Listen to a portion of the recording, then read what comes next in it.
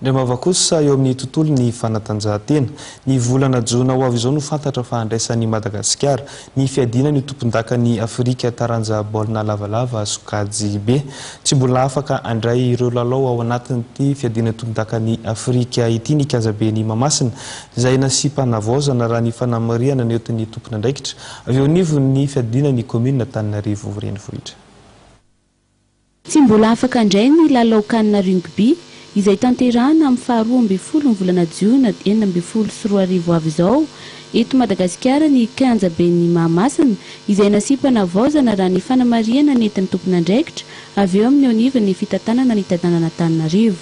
Manana zany hoe mety mbola tsy ho vonona amin'le tokony le hoe fenitra tsara mifanaraka amin'ny international tokony anaovana match angamba ity mety tsy mbola vita. Ho fandraisana anjara ny ligy amin'ny fanamboarana sy fikolokoloana ny kianja dia nanolotra fitaovana raitra fandrana kianja misa enina ho an'ny fiadidiana ny tanàna Antananarivo renivohitra izy ireo.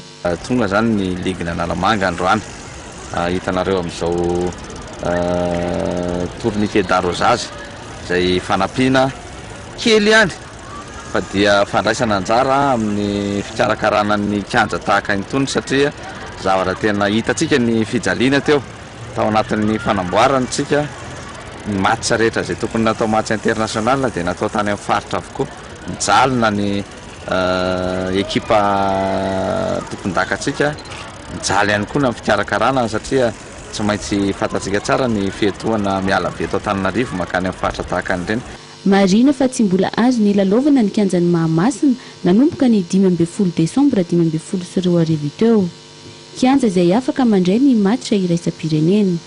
Izy kosa ny lamina napetraka ny fiadidiana ny tanàna Antananarivo amin'ny fikajiana sy ny fikoloana ny kianja ary natokana ny toerana anaovana fanazarantena sy ny toerana anatanterahana ny match.